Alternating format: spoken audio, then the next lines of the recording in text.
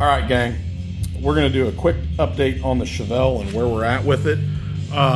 Stick around, though. Watch the whole video. It's just going to be me yakking about the updates we're making because at some point we're going to drop an Easter egg in this video and it's going to involve those welders. Okay, so Chevelle update time. Here's what we have done. Willwood caliper kit and CPP, which they were on the car before, but CPP 2-inch GMA body drop spindles. Pray for my headers. So here's the deal. When you install these brakes, if you don't know this, you have to adjust them laterally this way. If you don't, what'll happen is you won't get the same amount of clearance between this brake pad and the rotor and that brake pad and the rotor, and you can cause premature and excessive pad and rotor wear. Brake dust, wear a pad out, warp a rotor. You know, and us car guys, we don't want to clean all that brake pad shit off of our wheels all the time.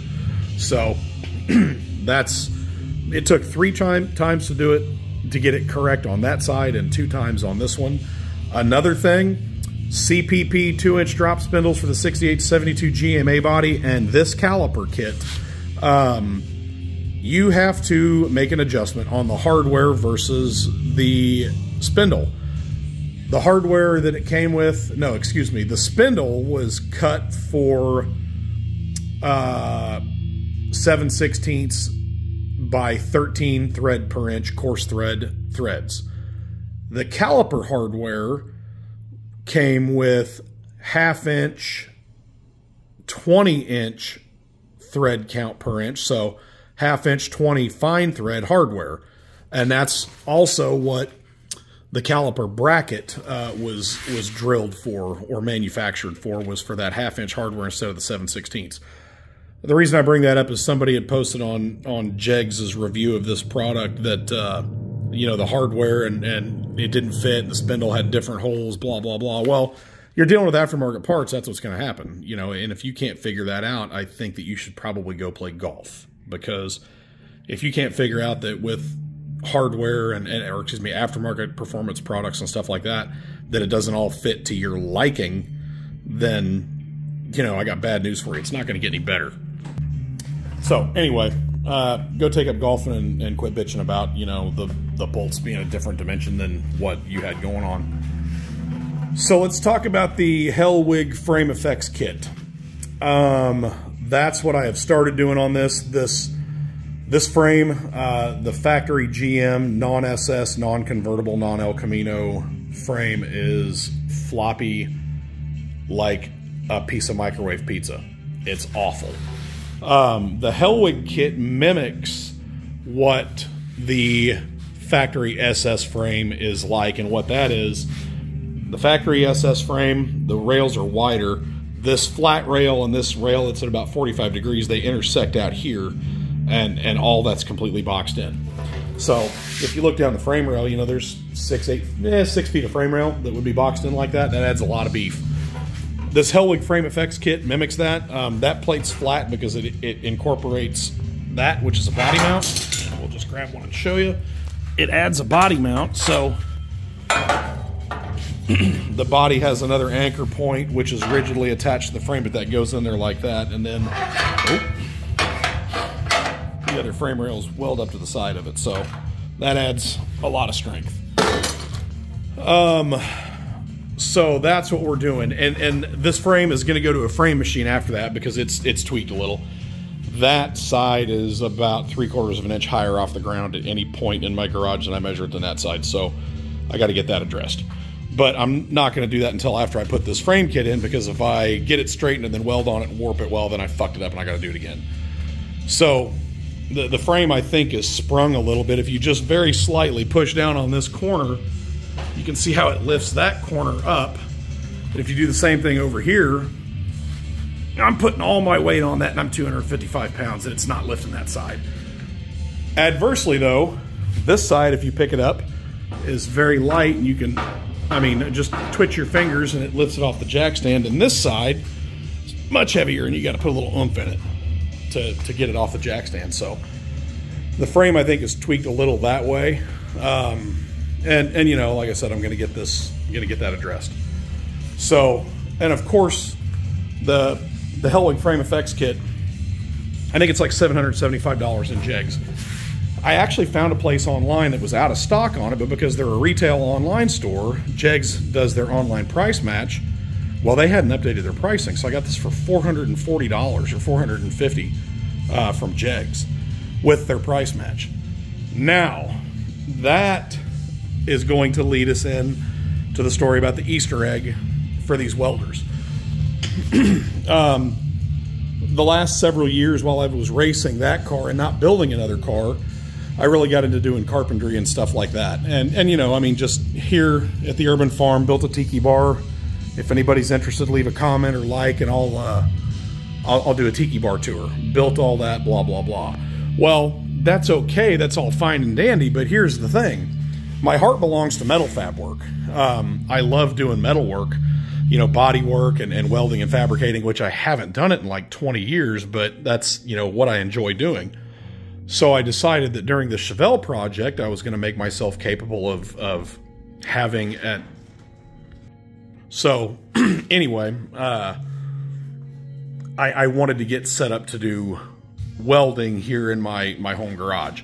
So I went out and bought that little Arc Captain like you see on Amazon all the time, 115 volt flux core welder, and it does the job just fine. Used it 2 or 3 times.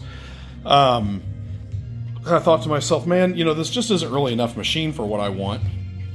So I bought this one, talked to a couple friends, and watched a shitload of YouTube videos about this welder, the Arc Captain Multi-Process MIG 200. It does flux core, true MIG, spot welding, wire spool, aluminum spool gun, TIG, and stick welding. And I'll never use the stick welder function. I'll never use the flux core function, but I will use the MIG, the spot welding, and the aluminum function on it, hopefully quite a bit. Well, so I bought that, and I didn't have enough power to run it. So I spent the entirety of my day on Saturday installing this sub panel and running 0 gauge wire all through my crawl space so that I could come out here to the garage and have a true shop circuit, you know, a good dedicated shop circuit. I got a 200 amp meter cam, but I only had 100 amps on my other panel. So this is another 100 amp panel. So I've got a good 100 amp garage panel to feed my welders. So I got these two. And while I was on a welder buying spree on the Facebook Marketplace, this thing pops up for 150 bucks. Everything that you see here, it's got a regulator, the cart. It just didn't come with a bottle. So 150 bucks, I was like, well, why not? So I went from having 0 welders to 3 in just a matter of days. So now I can weld. And that's part of why the shop is in such disarray, moving stuff around. Let me zoom you out a little. Oops. Okay, it's Christmas time where, you know, I've been ordering lots of parts for the cars and lots of presents for the kids and the wife. So there's boxes everywhere. Please ignore that. But there's going to be big changes coming here. This whole wall is going to get redone, and I'm going to go to the metal store tomorrow. And I've got a bench, like a hybrid welding table slash workbench designed and plotted up, and I'll do a video maybe as I'm building that thing or something, which leads us to our little Easter egg. So I don't need that welder. I don't need it. It's a Arc Captain. Let's dig her out. Okay, here it is. The little handy Arc Captain MIG 130, 115 volt flux core, and I believe stick. It's a good little welder. They're $199 on Amazon, but they run coupons or deals on them constantly, so I think you can buy it for 130, 140 bucks, something like that. I've got a 230 volt dedicated MIG machine, and I have this multi-process machine that will do flux core and gas MIG and TIG and all that. So this 115 volt welder, I used it twice. Once to fill in the antenna hole in the passenger side fender of the Chevelle, and once to tack in these plates there, and that is it. So I will give this MIG welder away if by January 1st, by midnight on January 1st, you guys can get this channel to 1,000 subscribers. I'm at 405 or something right now. And what we will do, if